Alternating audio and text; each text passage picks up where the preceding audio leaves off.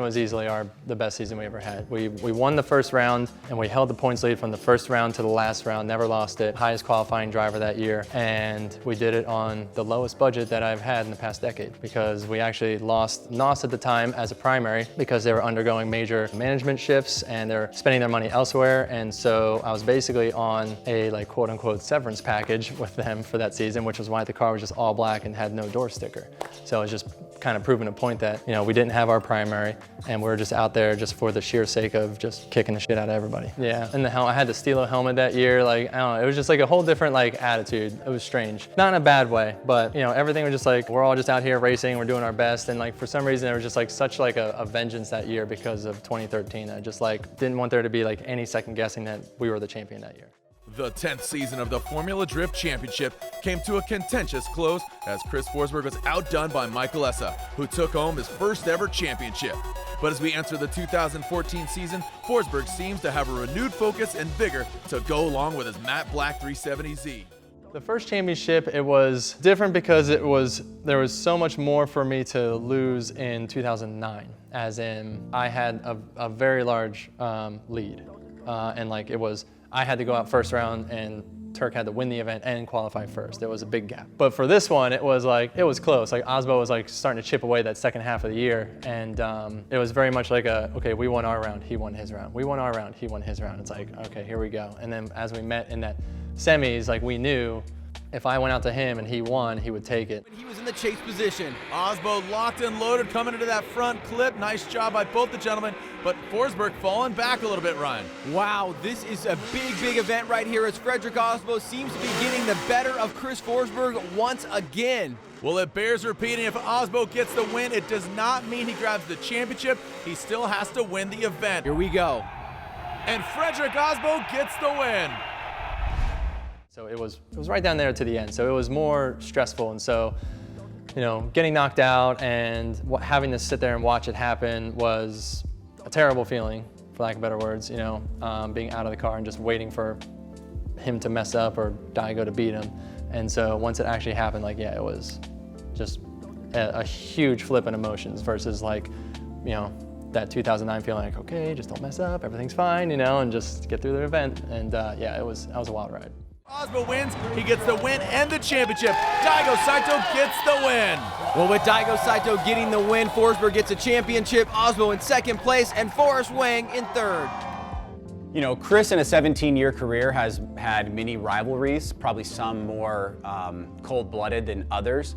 The rivalry with Frederick Osbo, I think, is a really strong and friendly rivalry. Those guys shared podiums back and forth for a long period of time through that 2013, 14, 15 era.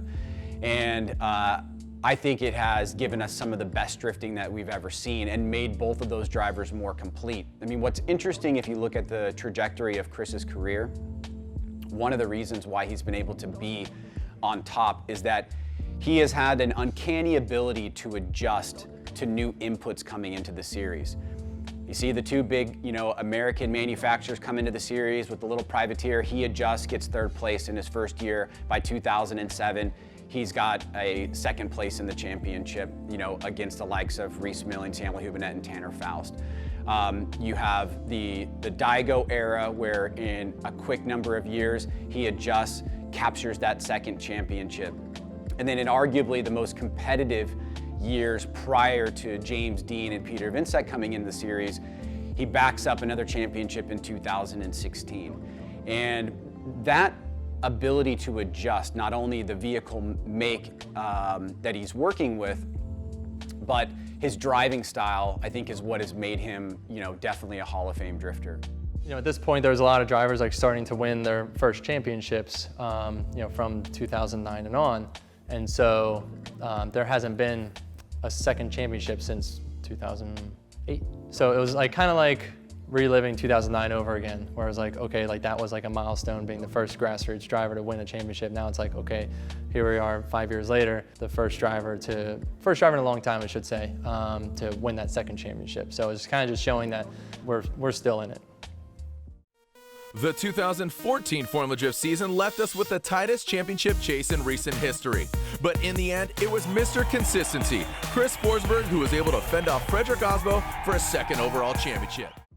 So yeah, 2015 was another stressful year in the beginning, I should say, because we actually still hadn't been switched on with NOS again. Like we're just like waiting on, contracts and like the big shift with NOS and Monster Energy and everything else and Coca-Cola. We actually ran that whole first half of the season without like financial support from that side of it. So it was like just like the constant stress of like just pouring money into the race team, like borrowing from wherever we had to, and like running up credit cards, and just that whole like you just like race car drivers are some of the dumbest people like when it comes to professions, because it's like, well, like if I just keep spending more money, it's gonna come back eventually, right? And like usually that doesn't happen. And so that year was like kind of stressful on one side of being a team manager. And so, we're coming off a championship year, like everything seems great, and we're still just trying to figure out how to like keep the team alive, right? And like show up. The pros and cons of being in charge of the ship, right? But as we go on the actual track side, like we were getting a couple podiums, everything does, get switched back on, and things are going well. The car was very similar to the year before. We didn't make many changes to it. We ended up, like it was Gucci and Osbo really just killing it all season long, but we were just chipping away a little bit every time, and we ended up getting another top 3 finish, 3rd place overall that year, which was the 3rd year in a row at that point of top 3 finishes, especially with MA Motorsports. Like those guys just, as long as that car ran, like we're putting it on the box. Running your own team is highly stressful because you got to figure out how to pay for everything, and of course it takes amazing partnerships, which we've had for a very long time, but that all comes in waves too. Whether it's like one late check is a very stressful situation at times, and so you still have to make sure the guys get there. I never didn't pay my team; they always came first. I never asked them to take a pay cut or hold out on a check. Like it was always important to me to take care of the people that were taking care of the team. And so like that was always first priority to me. And if the car didn't get the upgrades that it was, queued to get, then that was my fault. But it's like, take care of the guys that are working for you. And up until then, I had been like, I still couldn't like afford a driver because that's a very large expense. And so I was driving the rig to every single event still, from 2007 till 2016, I think I missed like 3 trips where either Kevin had to do it or I had to hire someone else to do it. But like to every single round of FD, I was driving those rigs. And so that was, that's stressful in itself because you're on the road for 4 days straight. You get there and you're just like mentally drained. It's not like physical effort, but it's just mind numbing, And so being able to be in a position to not have to drive your own rig, I highly recommend that to any driver, because that definitely, it's a hard thing to kind of come out of once you have to switch back to being a driver. Honestly, the career of Chris is really interesting to think about, especially if you followed it from the beginning, because he was how a lot of young drivers are treated today. Young drivers come into the sport, they've got some really high-grade talent, they're trying to piece things together, they're maybe not having the success that they want, but everybody likes them. Think about like Chelsea Denofa earlier on his career. Chris was just like that. That's how he was treated. As he got more successful, and this is a weird phenomenon in Formula Drift, I think a lot of the hardcore fan base kind of pushed back against Chris. Like it's almost like winning is a bad thing for some segments of the drifting populace. But the battle that I think really turned the tide for him in terms of it having the most impact on him personally and the biggest impact in the drifting community was really in 2016 against Forrest Wang. That battle will go down in history as one of the most controversial. The after effects will go down in history as some of the most like nasty and hardcore. There was vandalization, there was death threats, there was people, really taking to it on social media, going crazy. And at the end of the day, Chris was in the right, and all the facts show that. But it was against Forrest, who has like this really hardcore following, and they just dumped on Chris so hard. And I think that was really hard for him to go through that. There was a lot of hate and vitriol, and Forrest ended up leaving the series for like one event and then coming back. And it was a tough time, for everybody to kind of experience that and go through it. And I know for me, like, my heart dropped when I was behind the scenes watching the scores come in and just knowing, like, oh my gosh, this is gonna turn into a crazy thing, because it just happened to be against Chris, like one of the most winningest drivers, against like this really grassroots, super styly, very popular young guy. And everybody's gonna think that Forrest got the short end of the stick here. And that's exactly what everybody thought, or what a large chunk of Forrest's fan base thought. So I think that battle in particular was a really big impact for Chris, and something that he probably still thinks about today. Here we go, who's gonna come out on top? Forrest Wang, a feint entry, initiating into the bank. Forrest Wang throws it in. Forsberg falling down there quite a bit, coming now into that first front clip. As Forrest Wang and Chris Forsberg get into it. Third place in Atlanta, and then we got third place again in Orlando, and then we move into New Jersey, and that was, Jersey is the other fun event that I've had in my career, because that was when I smashed into Forrest Wang, and everyone lost their freaking minds. And so, in my perspective, which we had to put videos out, because it just seemed like this malicious attack from one of the top teams to this like poor little grassroots driver type thing. And Forrest is a good driver, and he came off the bank, and when he transferred off that very steep bank, his right wheel basically a link broke on the right rear, and his wheel went like fully toe out. Like, you could see it in like a video angle. Like, it comes off and like all of a sudden you see like half the front tire. And so when that happens, like, it's just gonna make your car like rotate, and you have no forward drive out of it anymore. And so he comes across that inner clip, and the car just is like, he's basically just off throttle trying to save it, from spinning, which is what I would have done. But since it's just so much smoke, when you look at my my car's point of view, it's just like a whiteout, and as soon as I come out of the whiteout, it's just a door, and I slam into the front of his car, hard enough to break my front wheel off. It appeared that I just like stayed in the throttle and drove right through a car that was like mega angle. So we go back, fix the car, they assess it, giving fault, and we end up winning. Yeah, fans weren't happy about that. So, and not only fans, but Forrest as well. Forrest then and there retired from Formula D forever, breaking all of his contracts, pissing off a lot of sponsors, and it was just a mess. And I then got completely bombarded for a week straight with not only like hate messages, but even death threats of being like the worst driver like ever in FD, because Forrest just quit.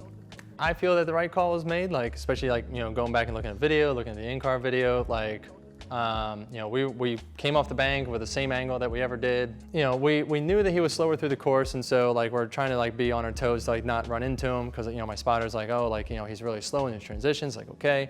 But like, yeah, when we came through the smoke and just ran into him, it was just like, I'm like yelling at him, I'm like, dude, like, I didn't do anything different. Like, just driving the cars, like, I couldn't see, we didn't hit the cone, we cleared the cone, and we had the angle and everything was normal. And so it's like this, the replay after replay after replay, and they completely denied that they had a broken part, that the car was fine, and one of the old techs on the team told me, oh yeah, like the right rear tow arm was completely broken off the car. At that point, it's like I said, I would have done the same thing. Car breaks, you keep driving as best you can, and you put it in the hands of the judges to see who made the mistake, right? That's all we can do out there. They made the call that his car was obviously at a disadvantage. It came across had not been discovered yet of braking zones and momentum parts of the course, but he came through just very much on the brakes, not where he was supposed to be, and they put the fault on him. And so that is now why we have braking zones. So I was gonna say it wasn't that bad for me based on that the right call was made, but it was bad in regards to like, I mean, I lost a lot of respect from a lot of fans that day because of that call. Chris Forsberg gets the win is now very much a thing. It started at that event because of that battle, and it's because there are many people that thought that I wasn't deserving of my success and I would just be handed the win in any sort of call that could be controversial, right? Or close, if you will. You know, I obviously don't believe that, but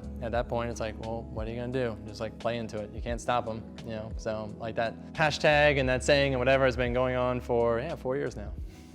I believe that that's just the thing that happens. That you have, the same thing was happening to Reese and Sam and Tanner to some extent, that they were the veterans, the old guys, and all the young people were trying to beat them. So the younger, newer guys had more excitable fans that were into it. So now Chris has become the veteran because they're not there. Now he's beating up on the kids, and now the kids' fans are responding. So I think that's just kind of a natural progression as the sport goes and drivers change, that at some point you're gonna be the bad guy. As we make rules and progress towards the judging regulations and stuff like that, all that stuff kind of has to be considered, because we need all these drivers basically to be with us, and we all need to get along on this.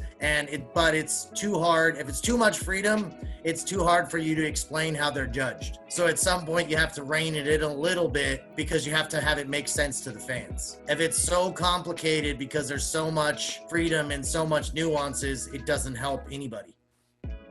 Anyone can go out and drive, of course, but to not have like the stresses of everyday life, relationships, financial stuff, you know, social media, backtalk. Like, I mean, you have to be able to switch that off no matter what, as soon as you start driving. And like, I know that's like a pretty cliche thing to say. Everyone says that, like, oh, the helmet goes on, and you're out the win. But like, it's a lot more difficult than it sounds. To me, it's another year, and we're just gonna go out there and give it the best we can. Brian says Matt Field and Chris Forsberg is your 2016 Formula Drift champion. Frederick Osbo is knocked out. He is second overall, and there it is, folks.